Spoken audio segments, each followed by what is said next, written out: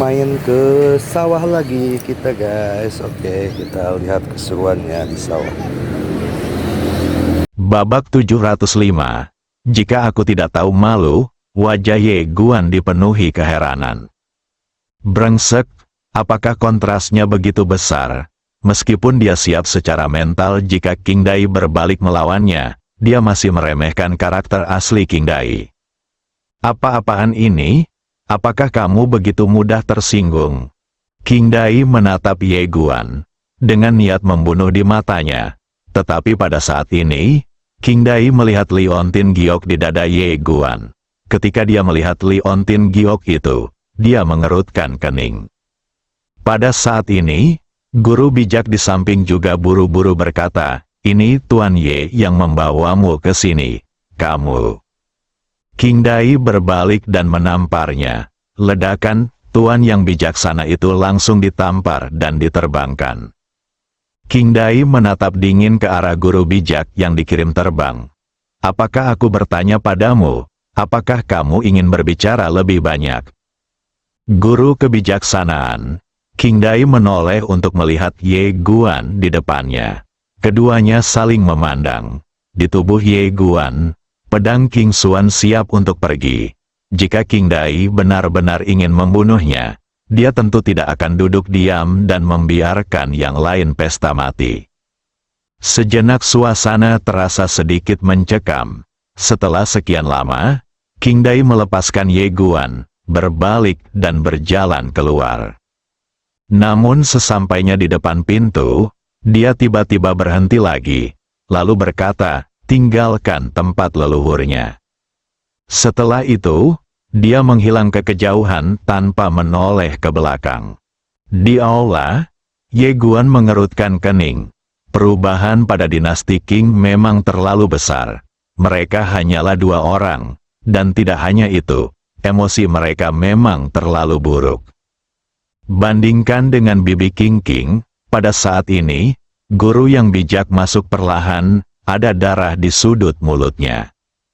Ye Guan memandang Zizi dan bertanya, apakah dia begitu mudah tersinggung sebelumnya? Tuan yang bijaksana itu mengangguk. Ye Guan tiba-tiba merasa tidak puas. "Kenapa kamu tidak mengingatkanku?" Guru yang bijak bertanya, "Apakah kamu tidak tahu?" Ye Guan terdiam. "Aku kenal hantu." Zizi melirik Ye Guan, lalu berkata, "Dia tidak membunuhmu." Ye Guan sedikit bingung. "Apa maksudmu?" Zizi berkata dengan suara yang dalam, "Dia membenci orang di luar, terutama Senyi." Wajah Ye Guan penuh keraguan. "Kenapa?" Guru yang bijaksana berkata dengan suara yang dalam, "Mengapa kamu tidak tahu apa-apa? Senyi tidak memberitahumu apapun." Ye Guan terdiam. Bagaimana Senyi bisa mengatakan omong kosong seperti itu padanya? Guru yang bijaksana itu berhenti sejenak, dan kemudian berkata, "King Dai menyukai saudara perempuannya." Ye Guan sedikit bingung, bukankah ini hal yang normal? Zizi melirik ke arah Ye Guan, kenapa anak laki-laki ini begitu murni? Saat ini, Ye Guan kembali sadar dan berkata, "Sialan, maksudmu yang seperti itu?" Tuan yang bijaksana itu mengangguk. Ye Guan Ren merasa mati rasa.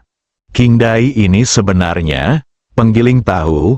Guru yang bijaksana berkata dengan suara yang dalam, ketika saudara perempuannya menikah dengan Senyi, kejadian ini berdampak sangat besar padanya.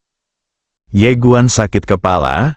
"Benda apa ini?" Guru yang bijak berkata lagi, "Saya pikir kamu tahu segalanya."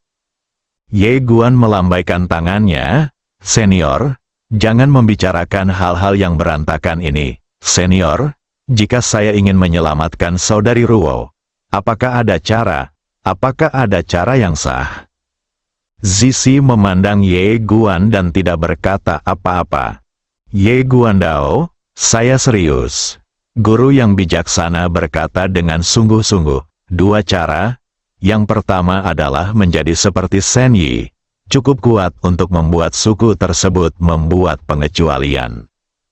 Ye Guan sedikit mengangguk. Mari kita bicara tentang yang kedua. Dia masih tidak ingin menggunakan kekerasan dengan klan Xingling sekarang. Guru yang bijaksana melirik ke arah Ye Guan, dan kemudian berkata, yang kedua adalah mendapatkan tatanan roh leluhur. Ye Guan mengerutkan kening, perintah Xianling. Guru yang bijaksana itu mengangguk sedikit. Ya, tatanan leluhur ini didirikan oleh leluhur kita untuk memberi penghargaan kepada rakyat kita. Dengan perintah ini, Anda dapat mengajukan permintaan kepada leluhur kita. Ye Guan berkata dengan suara yang dalam, bisakah Ordo Xianling mengizinkan klan Xianling mengubah metode Xianling? Guru yang bijaksana itu menggelengkan kepalanya, tidak. Wajah Ye Guan tiba-tiba menjadi gelap. Guru yang bijak melanjutkan, meskipun tidak dapat mengubah hukum roh leluhur, itu dapat menyelamatkan nyawa. Selama Anda membuat permintaan ini dengan perintah roh leluhur, tambahkan koneksi saya, dan biarkan klan kita menyelamatkan nyawa. Itu seharusnya tidak menjadi masalah besar. Kesepakatan. Lagi pula, bagi para leluhur, Ruo Ming hanyalah orang luar yang tidak penting. Ye Guan memandang Zizi dan berkata, sebenarnya, bahkan tanpa perintah bijak, kamu masih bisa menyelamatkan Sister Ruo melalui koneksimu, kan? Dia bisa merasakan bahwa lelaki tua di depannya memiliki status tinggi di antara para leluhur. Guru yang bijak itu mengangguk sedikit. Saya bisa menyelamatkannya, tapi dia tidak mengizinkan saya menyelamatkannya sama sekali. Ye Guan terdiam. Memang benar, meskipun dia tidak menghabiskan banyak waktu dengan Ruo Ming, dia tahu bahwa Sister Ruo memiliki sifat yang sangat keras kepala. Guru yang bijak memandang Ye Guan dan berkata, jika itu kamu, dia pasti tidak akan menolak. Jadi, ambillah perintah bijak, dan aku akan menjalankannya. Dengan cara ini, kita bisa mengeluarkannya dari masalah. Ye Guan sedikit mengangguk, bagaimana cara mendapatkan perintah roh? Guru yang bijak berkata, dua cara. Pertama, mereka yang telah memberikan kontribusi tertentu kepada leluhur. Kedua, leluhur menduduki peringkat pertama dalam kompetisi internal. Nenek moyang kita akan mengadakan kompetisi internal setiap 10 tahun. Seseorang tidak hanya dapat memperoleh garis keturunan leluhur, tetapi juga memperoleh perintah leluhur. Ye Guan berkata dengan sungguh-sungguh, saya bukan dari klan Xianling. Guru yang bijak berkata, kamu juga bisa menjadi salah satunya. Ye Guan mengerutkan keningnya, apa maksudmu? Guru yang bijak tersenyum dan berkata, selama Anda mengungkapkan identitas Anda sebagai keturunan Tuhan, nenek moyang pasti akan mengizinkan Anda untuk berpartisipasi. Ye Guan bingung. Kenapa? Guru yang bijaksana tersenyum dan berkata, karena Shenyi pernah datang ke suku Xianling kami untuk berpartisipasi dalam kompetisi Neibi, dan saat itu, dia memenangkan tempat pertama, mengalahkan semua jenius dari generasi muda suku Xianling kami saat itu. Ye Guan berkata dengan sungguh-sungguh, senior, maksud saya ini memalukan bagi para leluhur. Dan jelas tidak mungkin bagi Anda pergi ke Shenyi untuk membalas rasa malu Anda. Namun, jika saya datang untuk berpartisipasi dalam Neibi ini, itu akan terjadi, setara dengan mewakili Shenyi. Dengan menyamar, ini memberimu kesempatan untuk membalas rasa malumu. Guru yang bijaksana itu mengangguk. Ya, oleh karena itu, selama Anda mengungkapkan identitas Anda sebagai keturunan Tuhan, maka klan kami pasti akan mengizinkan Anda berpartisipasi dalam kompetisi internal ini.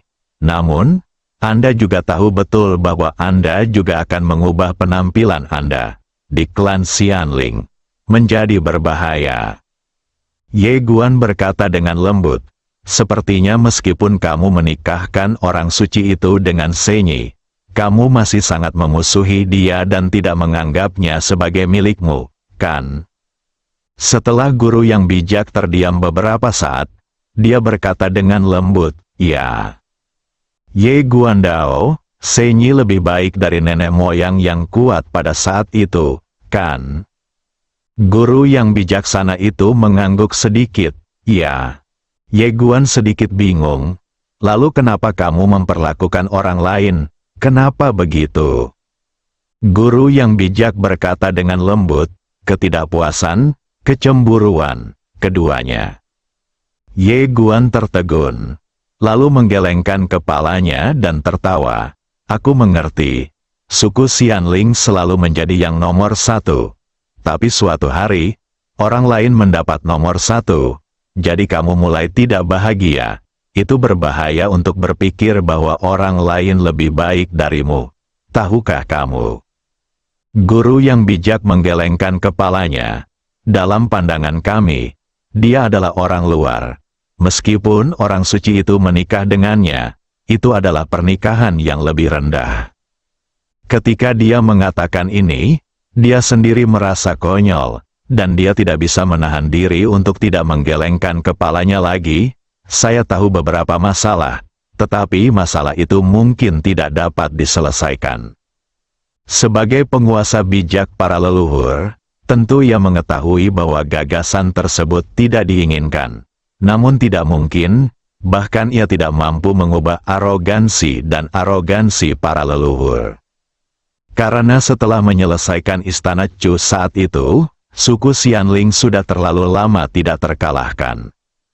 Tidak ada lawan, siapa yang berhak membuat nenek moyang menundukkan kepala?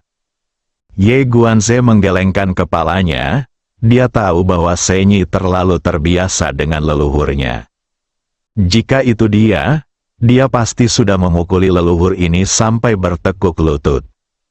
Hal ini sering terjadi, semakin banyak Anda memberi muka kepada orang lain, semakin mereka maju. Adapun Senyi, dia memiliki kepribadian yang santai dan tidak suka melakukan sesuatu dengan baik. Hal ini juga menyebabkan klan Xianling sedikit kesal. Tentu saja, Ye Guan sebenarnya bisa mengerti. Bagaimanapun, Senyi menyukai King Mo. Tentu saja, dia tidak bisa melakukan sesuatu yang terlalu sempurna untuk leluhur ini. Kali ini, guru yang bijak berkata lagi, "Teman kecil, jadi keputusanmu adalah..." Ye Guan memandang Zizi dan berkata, "Kalau begitu ungkapkan identitasku." Guru yang bijaksana itu mengangguk sedikit, "Saya akan membuat pengaturan." Ye Guan tersenyum dan berkata, "Oke." Guru yang bijak menatap Ye Guan. "Teman kecil, saya harus memberitahu Anda bahwa kekuatan generasi muda nenek moyang kita adalah yang terkuat dalam sejarah. Bahkan lebih kuat dari generasi Senyi. Oleh karena itu, kekuatan Anda." Dia tahu bahwa pemuda di depannya itu tidak sederhana. Tapi dia masih sedikit khawatir karena level Ye Guan terlalu rendah. Ye Guan berkata dengan tenang, "Apa keadaan paling jahat dari generasi muda suku Xianling sekarang?" Guru yang bijak berkata dengan suara yang dalam, 80% tingkat puncak keilahian. Kelopak mata Ye Guan bergerak-gerak. Setelah terdiam lama, dia berkata, "Bolehkah aku menjual makam ini? Aku punya uang, banyak uang." Ekspresi guru bijak itu membeku. Ye Guan berkata lagi, "Saya serius." Guru yang bijaksana itu menggelengkan kepalanya dan berkata, "Saya tidak akan menjualnya." Ye Guan terdiam dan bingung. Apakah ini benar-benar 80% ilahi? Guru yang bijaksana itu mengangguk. Ya, Ye Guan sakit kepala. Ia masih meremehkan kejeniusan dan monster para leluhur. Guru yang bijak ragu-ragu sejenak, lalu berkata, "Jadi, kamu harus berpikir hati-hati." Ye Guan menggelengkan kepalanya dan tersenyum. "Tidak apa-apa, ungkapkan saja." Guru yang bijaksana berkata dengan sungguh-sungguh, "Tuan Ye, ini bukan permainan anak-anak, karena jika Anda dikalahkan, Anda mungkin tidak hanya dihina, tetapi juga dibunuh. Nenek moyang saya dikalahkan oleh Senyi saat itu. hal ini untuk ini hari ini, nenek moyang kita tidak bisa melepaskannya, jadi begitu mereka diberi kesempatan untuk membalas rasa malunya, mereka pasti akan menjadi gila. Ye Guan mengangguk sedikit, saya mengerti. Zizi menatap Ye Guan. Jadi, kamu masih ingin diekspos? Ye Guan mengangguk, untuk Sister Ruo, saya memutuskan untuk mencobanya. Guru yang bijaksana itu mengangguk sedikit, saya akan membuat pengaturan. Setelah mengatakan itu, dia berbalik dan pergi. Dia jelas juga bersemangat. Saya hanya tidak tahu apakah itu karena saya bisa menyelamatkan putri saya, atau karena saya bisa membalas rasa malu saya. Ketika dia sampai di pintu, Zizi tiba-tiba berhenti, lalu menoleh ke arah Ye Guan. Seberapa yakin kamu? Ye Guan berkata dengan tenang, itu tergantung apakah aku ingin tidak tahu malu atau tidak. Guru yang bijaksana itu sedikit bingung. Apa maksudmu? Ye Guan berkata dengan serius, jika saya memilih untuk tidak tahu malu, saya paling yakin 50%, jika saya tidak tahu malu, saya 100% yakin. Guru kebijaksanaan, bab 706, segalanya menjadi sedikit di luar kendali. Mendengar perkataan Ye Guan, wajah Zizi penuh keraguan. Ingin wajah, tidak tahu malu, Ye Guan tidak menjelaskan banyak hal, tapi berkata, senior, ayo kita buat pengaturannya. Zizi melirik Ye Guan, tidak bertanya lagi, mengangguk sedikit, lalu berkata, seseorang datang. Suara itu jatuh, dan seorang pemuda berjalan masuk perlahan. Guru yang bijaksana memerintahkan, bawa Tuan Ye ke Wisma untuk beristirahat. Pemuda itu melirik Ye Guan, mengangguk sedikit, lalu berbalik dan pergi. Guru yang bijaksana itu mengerutkan kening. Ye Guanze berkata, tidak perlu, saya akan beristirahat di pohon langit berbintang kuno di pintu masuk tanah orang dahulu. Senior bisa memberitahu saya setelah membuat pengaturan. Setelah mengatakan itu, dia berbalik dan pergi. Dia tidak ingin tinggal di tanah leluhur, tinggal di sini. Bukankah itu ide yang buruk? Melihat Ye Guan pergi, Zizi tidak banyak bicara. Dia juga tahu kalau Ye Guan pasti punya banyak masalah. Jika dia tinggal di luar pasti akan mengurangi banyak masalah. Guru yang bijak menoleh untuk melihat pemuda di sampingnya. King Ye, kapan kamu menjadi begitu kasar? Pemuda bernama King Ye berkata dengan tenang, Tuan Zi, orang luar tidak layak tinggal di istana tamu di tanah nenek moyang kita. Guru yang bijak itu mengangguk sedikit. Mulai sekarang, kamu bukan lagi muridku. Setelah mengatakan itu, dia berbalik dan pergi. King Ye langsung terkejut. Tuan Zi, kesalahan apa yang saya lakukan? Guru yang bijak tidak menoleh ke belakang. Terlalu bodoh. King Ye, setelah Ye Guan meninggalkan suku Xianling, dia langsung kembali ke pohon kuno di langit berbintang. Meskipun dia tidak menyukai tempat Xianling, dia sangat menyukai tempat ini. Karena di sini, tanpa disadari hatinya mampu tenang.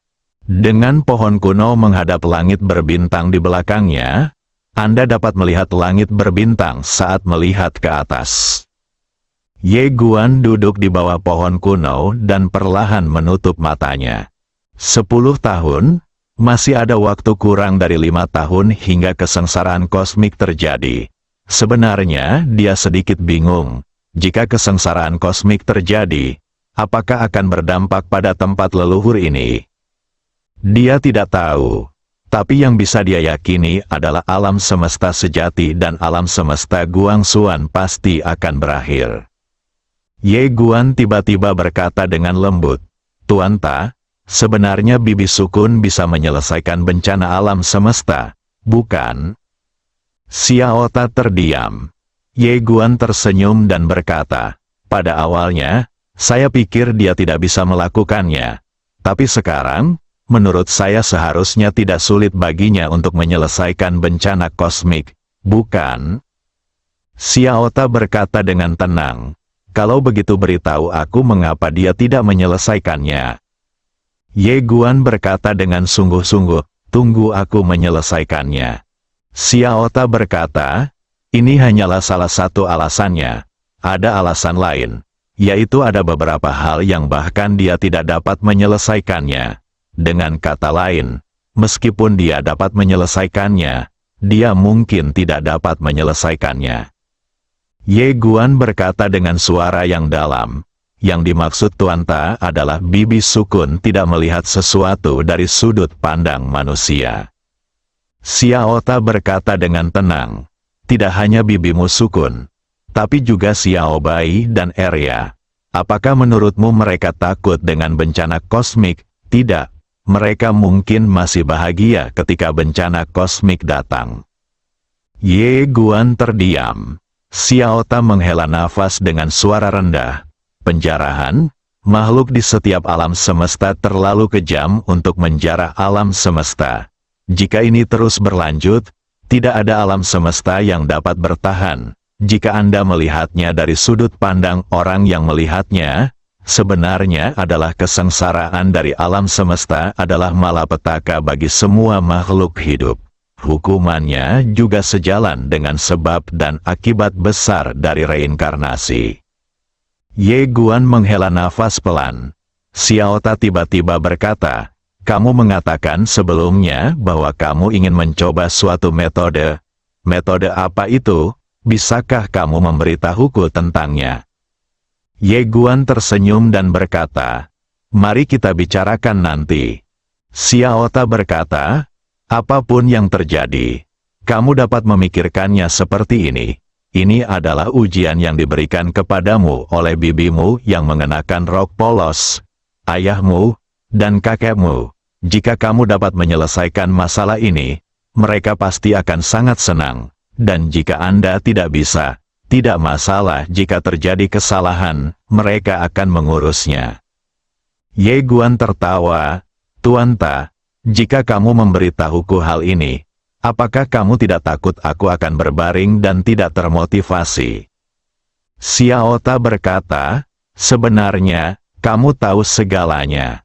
Ye Guan tersenyum dan tidak berkata apa-apa. Xiaota juga menghela nafas dalam hatinya. Anak ini terlalu pintar untuk dibodohi. Ye Guan mengundurkan diri, lalu menatap langit berbintang yang dalam. Tuan Ta, setiap orang memiliki cita-cita. Dan kamu juga harus memilikinya. Apa cita-citamu?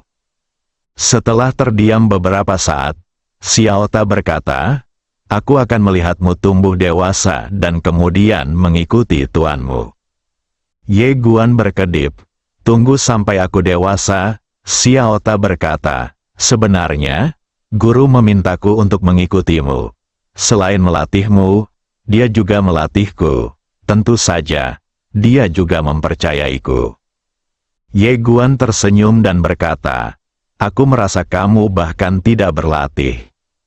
Xiaota berkata dengan tenang, untuk apa aku berlatih, jika ada seseorang yang bahkan tidak bisa mengalahkan kakek dan ayahmu? Bisakah aku menang? Jika tidak, lalu apa gunanya latihanku? Lagi pula bukan aku yang bertarung. Bertarunglah, bagiku, kekuatan sudah cukup. Ye Guan menggelengkan kepalanya dan tersenyum, kaulah yang benar-benar berbaring. Xiaota berkata, bagaimana denganmu, apa cita-citamu? Ye Guan berkata dengan lembut, lebih baik dari ayah dan bibi Sukun. Xiaota terdiam, Ye Guan tersenyum dan berkata, apakah ini sulit? Xiaota berkata, lebih baik dari ayahmu. Mungkin, lebih baik dari bibimu yang mengenakan rok polos. Menurutku itu agak berlebihan. Ye Guan tersenyum dan berkata, ini sangat sulit, tapi saya masih ingin mencobanya. Xiaota berkata dengan lembut, ngomong-ngomong, apakah bibimu yang mengenakan rok polos menanam dewa di hatimu? Ye Guan terdiam dan senyumannya perlahan menghilang. Lebih baik dari bibi dengan rok polos, saya harus mengatakan bahwa hanya memikirkannya saja sudah membuatnya merasa sangat tidak berdaya. Xiaota berkata, sepertinya masih ada pengaruhnya. Ye Guan mengangguk, seolah sedang memikirkan sesuatu, dan tiba-tiba bertanya, tidak bisakah ayah mengalahkan bibi dengan rok polos?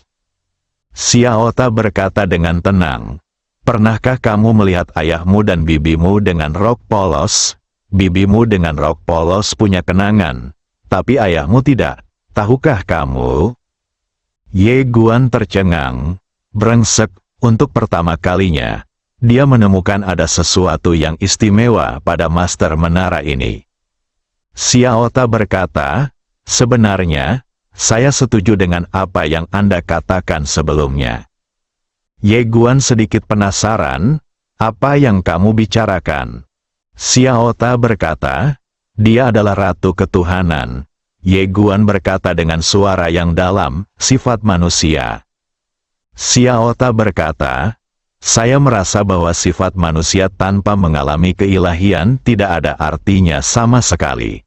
Ini seperti, jika Anda terbiasa makan makanan lezat dari pegunungan dan laut, lalu kembali makan hidangan biasa, Anda akan menemukan makanan itu memang biasa saja. Ternyata makanannya enak sekali. Tapi kalau selama ini kamu selalu makan makanan yang hambar dan belum pernah mencicipi makanan lezat dari pegunungan dan laut, apakah menurut kamu makanan hambar itu enak? Ye Guan berkata dengan sungguh-sungguh, maksudmu adalah hanya setelah mengalami puncak barulah kamu memenuhi syarat untuk mengejar hal-hal biasa, alih-alih menjadi orang biasa.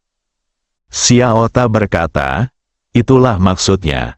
Jadi tebakan saya adalah bahwa keilahian hanyalah latihan dari sifat manusia. Anda adalah manusia sekarang, jadi posisi Anda adalah manusia. Tetapi ketika Anda mencapai keilahian suatu hari nanti, Anda masih bisa ketika Anda melihat dari sudut pandang manusia, itu sungguh luar biasa.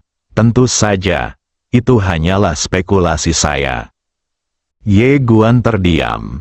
Xiaota menambahkan, jika tebakan saya benar, maka Shen Yi sangat luar biasa, karena setelah mengalami keilahian, dia akhirnya memilih sifat manusia. Sangat disayangkan orang yang dia sukai mengejar keilahian, meninggalkan kemanusiaannya sendiri. Jika tidak, menurut saya dia pasti akan mampu mengembalikan rasa kemanusiaannya. Ye Guan menghela nafas dalam hatinya. Ya Tuhan, memang benar, jika pemuda itu tidak memilih untuk menempuh jalan besar, maka Shen Yi akan mampu memperlihatkan kemanusiaannya sepenuhnya dan tidak akan memilih untuk berperang. Mungkin baginya, keilahian dan kemanusiaan sudah tidak ada artinya lagi. Orang yang kamu cintai bukan lagi orang yang sama seperti dulu. Kalaupun kamu membaik lagi, apa gunanya? Ini seperti bibi dengan rok polos, jika bibi dengan rok polos tidak menemukan ayah. Xiaota melanjutkan, jadi, saya pikir Anda akhirnya harus memasuki alam jalan ilahi dan mencoba keilahian sendiri. Ye Guan tersenyum dan berkata, Tuan Ta, apakah kamu tidak takut aku akan menjadi orang yang tidak berperasaan dan tidak memiliki keinginan? Xiaota berkata, saya kira tidak. Ye Guan sedikit penasaran, kenapa? Xiaota tersenyum dan berkata, kamu sangat baik, dan bakatmu tidak lagi kalah dengan Shen Yi dan ayahmu. Oleh karena itu, menurutku meskipun kamu akan menghadapi masalah besar di masa depan, masalahnya pasti tidak akan ada di sini. Ye Guan tersenyum dan berkata, Tuan Ta, Anda sangat menghargai saya. Xiaota berkata dengan serius, bagaimanapun, saya secara pribadi membesarkan dan melatih Anda. Bahkan jika pencapaian akhir Anda tidak sebaik bibi Anda yang mengenakan rok polos, Anda pasti akan sangat dekat. Ekspresi Ye Guan membeku. Xiaota menambahkan, Saya sangat bersemangat ketika saya berpikir bahwa akan ada 3 orang tak terkalahkan yang dibawa oleh Tuan Ta saya di masa depan. Saya pikir saya harus memberi diri saya nama panggilan. Sebut saja Menara Tak Terkalahkan. Tuan, nama panggilan ini adalah bagus. Haha. Ye Guan menggelengkan kepalanya dan tersenyum. Dia bisa melihat bahwa ini adalah cita-cita Guru Ta. Tanpa mengobrol dengan Master Menara, Ye Guan kembali ke menara kecil. Dia mulai berlatih. Ao Kian sudah berlari ke alam manusia, dan dia sekarang akan berlari ke alam leluhur. Ranahnya masih terlalu rendah. Selain itu, dia juga ingin melatih pedangnya yang tertunda. Jika kamu menggunakan skill pedang ini dengan baik, kamu bisa membunuh dengan 1 pukulan tak terduga. Yang tidak dia ketahui adalah bahwa tanah leluhur sudah mendidih. Tuhan telah mengirimkan pesan kepada manusia. Ketika guru bijak mengungkapkan kabar tersebut, seluruh tanah leluhur tiba-tiba mendidih. Siapa Tuhan? Saat itu, penjahat ini melanda seluruh generasi muda suku Xianling. Itu juga pertama kalinya klan Xianling dihancurkan oleh pihak luar. Dan bahkan jika mereka ingin membalas rasa malu mereka pada saat itu, mereka tidak memiliki kesempatan ini, karena Senyi menjadi semakin kuat di kemudian hari. Tapi sekarang, mereka akhirnya punya kesempatan untuk membalas dendam. Penerus Senyi ada di sini, maksudnya itu apa? Mengalahkan penerus Senyi, sungguh memalukan, ini adalah kesempatan sekali seumur hidup. Alhasil, para jenius dan monster di seluruh negeri leluhur bergegas menuju kuil leluhur, berharap bisa bertemu dengan keturunan Tuhan tersebut sebentar. Di kuil Roh Kudus, guru yang bijak terdiam, dengan ekspresi agak jelek di wajahnya, karena dia meremehkan gelar keturunan pertama Tuhan. Banyak orang di suku Xianling ingin mendapatkan kesempatan untuk menjadi terkenal selamanya. Hampir semua jenius dan monster dari klan leluhur sedang dalam perjalanan. Segalanya menjadi sedikit di luar kendali. Bersambung.